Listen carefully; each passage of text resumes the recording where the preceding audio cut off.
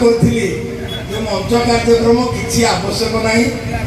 ଯାହା ହଉ ସେ କଥା ତ କେହି ଶୁଣିଲେନି, କିନ୍ତୁ ପୁଣି ଏଇ ମଞ୍ଚରୁ କଥା ଉଠିଲା ଯେ ଆଜି ବକ୍ତବ୍ୟ ବା ଅଭିଭାଷଣ ପାଇଁ କେହି ଆଗ୍ରହୀ ନୁହନ୍ତି, ସମସ୍ତେ ଆସିଛନ୍ତି ଭଜନ ସନ୍ଧ୍ୟା ପାଇଁ। ଆମର ବାଜି ଚୌକରେ ଯେଉଁ ଭଜନ ସନ୍ଧ୍ୟା ଦୀର୍ଘ ଦିନ ଧରିକି ହେଲା, 7-8 ଦିନ ଆମର ଯେଉଁଟା, ସେଥିରେ ରୁଦ୍ରାନ୍ତ ଭାଇ ମୋତେ ବହୁତ କରି କହିଥିଲେ, ମୁଁ ଆସିପାରିନଥିଲି। ସେଥିପାଇଁ ଢେଙ୍କାନାଳବାସୀଙ୍କ ନିକଟରେ କ୍ଷମା ପ୍ରାର୍ଥନା କରୁଛି।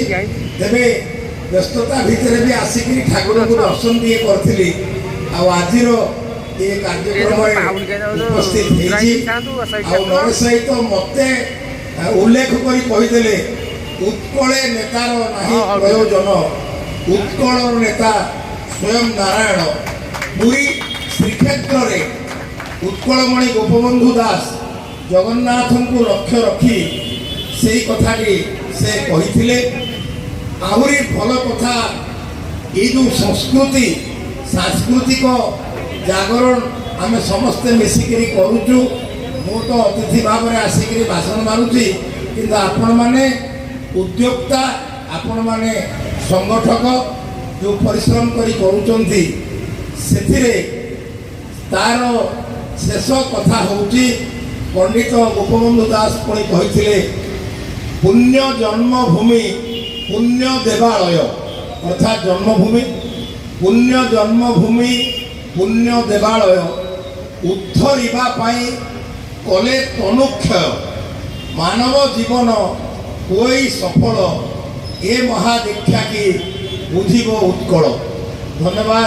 ସେପଟେ ମୋର ମୈତ୍ର ରୁଦ୍ରନାରାୟଣ ତ୍ରିପାଠୀ। ଆମେ ମୋର ଗୋଟେ ସଂସ୍କାର କହିପାରନ୍ତି, ଯାହା କହିପାରନ୍ତି।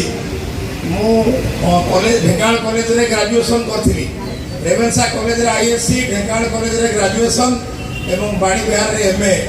ମୁଁ ସାର୍ଙ୍କୁ ସବୁବେଳେ ସାର୍ ବୋଲି କହେ। ତାପରେ ସୁକାନ୍ତ ଭାଇ ମୋର ସହଯୋଗୀ।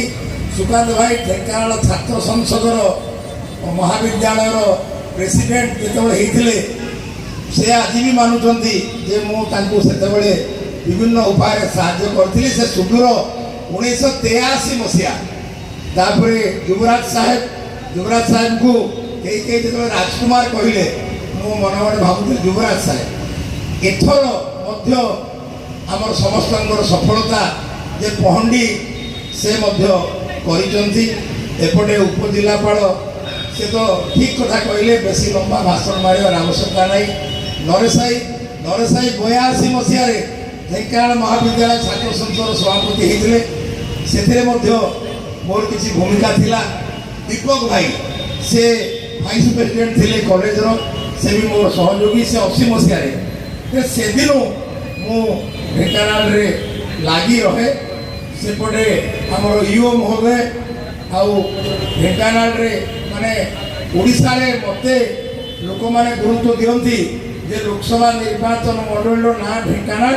ଢେଙ୍କାନାଳ ହେଡ଼କ୍ୱାର୍ଟରରେ କମ୍ ସେ କମ୍ ପୌରାଧ୍ୟକ୍ଷା ଏଠି ଆମର ସଫଳତାର ସହିତ ହେଇଥିଲା 22 ମସିହାରେ। ସେଦିନ ଇଓ ମାନେ ଠିକ୍ ଭାବରେ ମ୍ୟାଡ଼ାମଙ୍କ ସହିତ କାମ କଲେ। ପରିମଳ, ସ୍ୱାସ୍ଥ୍ୟ, ଗମନାଗମନ ଏସବୁ କଥା ଐତିହାସିକ ଢେଙ୍କାନାଳ ସହରରେ ସୁସମ୍ପନ୍ନ ହେବା ଉଚିତ। ଶେଷ ବାବୁ ଆମର ବନ୍ଧୁ, ଅଥୟ ଭାଇ, ମୁଁ ବେଳେବେଳେ ଭାବେ ଥୟ ଭାଇ ନା ଅଥୟ ଭାଇ, ତେଣୁ ମୁଁ ମାନେ ବ୍ୟସ୍ତ ହେଇଯାଏ। ଆଉ ରତନଜୀ ହେଉଛନ୍ତି ମୋର ବହୁତ ଦିନର ବନ୍ଧୁ। ଜୟ ଜଗନ୍ନାଥ, ଜୟ ଜଗନ୍ନାଥ, ଭାରତ ମାତା କି ଜୟ, ବନ୍ଦେ ଉତ୍କଳ ଜନନୀ। ମୁଁ ଓଡ଼ିଶାର ବିଭିନ୍ନ ସ୍ଥାନରେ କହୁଛି ଯେ ଜୟ ବଳରାମ। ଢେଙ୍କାନାଳ ହେଉଛି ବଳରାମ କ୍ଷେତ୍ର। ଏଠି ବଳରାମ ମାନେ ବଡ଼ ଭାଇର ଭୂମିକା। ସାନ ଭାଇ ପାୱାରଫୁଲ୍ ଥିବେ, ସାନ ଭାଇ ମନ୍ତ୍ରୀ ହେଇପାରନ୍ତି, କେନ୍ଦ୍ରମନ୍ତ୍ରୀ ହେଇପାରନ୍ତି, ରାଜ୍ୟ ସରକାରରେ ମନ୍ତ୍ରୀ ହେଇପାରନ୍ତି, ସେମାନଙ୍କ ହାତରେ ପାୱାର। କିନ୍ତୁ ବଳରାମ ଯଦି ସୁନ୍ଦର ଭାବରେ ବ୍ୟବହାର କରିବେ, ତାହେଲେ ସମାଜରେ ସମରସତା ରହିବ। ଜୟ ବଳରାମ।